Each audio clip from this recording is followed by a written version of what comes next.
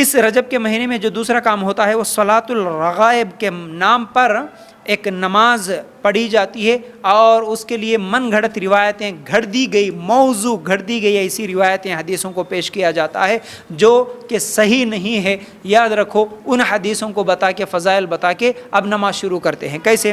موضوع روایت میں آپ لوگوں کے سامنے رکھ رہا ہوں، یہ صحیح حدیث نہیں ہوتی لیکن عام کر دی گئی، وہ آپ لوگوں کے سامنے رکھ رہا ہوں۔ دیکھیے، نبی کریم صلی اللہ علیہ وسلم نے فرمایا، یہ جھوٹی بات کیا ہے کہ جو رجب کی پہلی جمعرات کو روزہ رکھے اور جمعہ کی رات مغرب اور عشاء کے درمیان 12 رکعت نماز پڑھے، وہ بھی 2 کر کے، پھر سورہ فاتحہ کے بعد 3 مرتبہ سورہ قدر پڑھے، سورہ اخلاص 12 مرتبہ پڑھے، پھر سلام پھرنے کے بعد 70 مرتبہ درود پڑھے اور سجدہ کرے۔ سجدے میں ایک الگ دعا بتا دی گئی، پھر سجدے سے اٹھنے کے بعد ایک اور الگ دعا بتا دی گئی۔ اس طرح مکمل 4 رکعت پڑھنے کے بعد جو بھی مانگے گا اللہ تعالیٰ اسے وہ چیز عطا کرے گا۔ یہ بالکل غلط بات ہے، جھوٹی اور من گھڑت موضوع روایت ہے، اس پر عمل نہیں کیا جاتا۔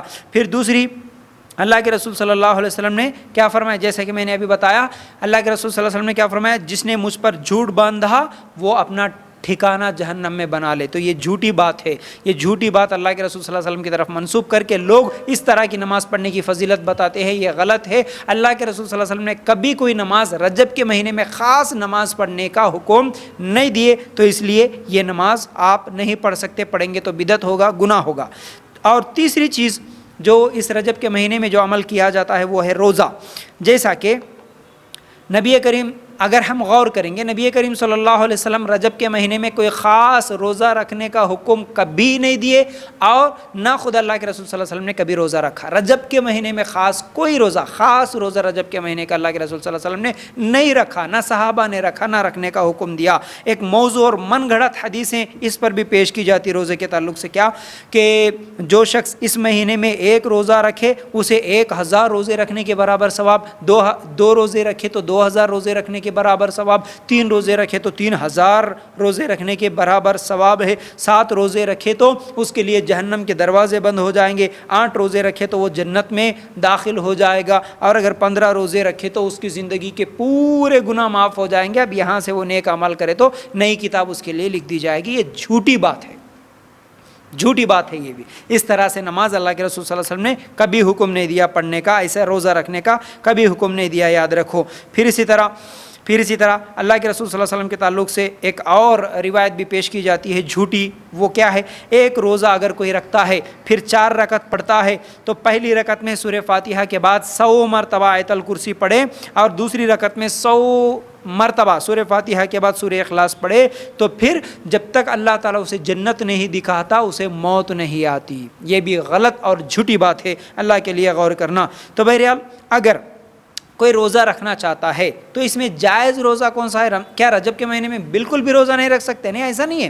دیکھیے، اگر کوئی ہر مہینہ روزہ رکھتا ہے، جیسا کہ ایام 20 کے روزے، جیسا کہ چاند کے تاریخ کی 14، 15، 16، یہ روزے ہمیشہ رکھنے والا ہے، ہر مہینہ رکھتا ہے، تو پھر چاند کی تاریخ کی 13، 14، 15، اگر کوئی انسان ہر مہینہ چاند کی تاریخ کی 13، 14، 15 کی روزے رکھتا ہے تو پھر وہ رجب کے مہینے بھی رکھتا ہے تو الحمدللہ کوئی حرج نہیں۔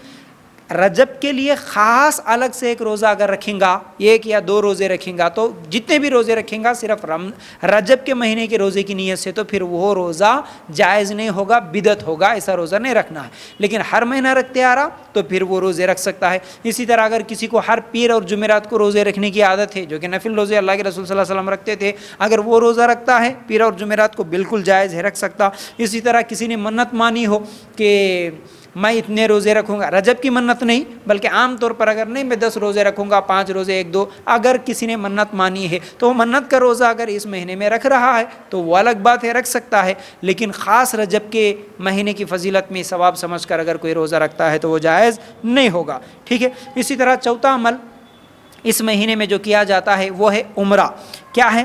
عمرے کے تعلق سے بہت سارے لوگ یہ سمجھتے ہیں کہ رجب کے مہینے میں عمرہ کرنا بہت ثواب ہے، اس لیے اس کے لیے دعائیں کر رہے، کوششیں کر رہے، رجب میں جا کے جو ہے نا عمرہ کرنے سے بہت ثواب ملتا اور فائدہ ہوتا بلکہ سوچ رہے، یہ بھی بالکل غلط بات ہے، کیونکہ عائشہ رضی اللہ تعالیٰ عنہا کہتی ہیں اللہ کی قسم اللہ کے رسول صلی اللہ علیہ وسلم نے کبھی رجب میں عمرہ نہیں کیا، صحیح مسلم کی روایت ہے۔ اللہ کے رسول صلی اللہ علیہ وسلم خود کبھی اس رجب کے مہینے میں عمرہ کرے نہیں اور نہ اس رجب کے مہینے میں عمرہ کرنے کا کوئی فائدہ کوئی ثواب نہیں بتائے، یاد رکھو، سمجھ رہے نا۔ تو عمرہ ہاں ویسے ہی اگر کبھی جاتے ہیں ہمیشہ نمبر آ گیا اگر عمرے کا ویزا آ گیا تو جا سکتے ہیں، لیکن رجب کے لیے خاص کر کے جانا یہ جائز نہیں ہے۔ اور انس رضی اللہ تعالیٰ عنہ فرماتے ہیں کہ نبی کریم صلی اللہ علیہ وسلم پوری زندگی میں صرف 4 عمرے کیے تھے، اس میں سے ذی القعدہ میں 3 اور ذی الحجہ میں 1 عمرہ کیا تھا، یہ صحیح مسلم کی روایت ہے۔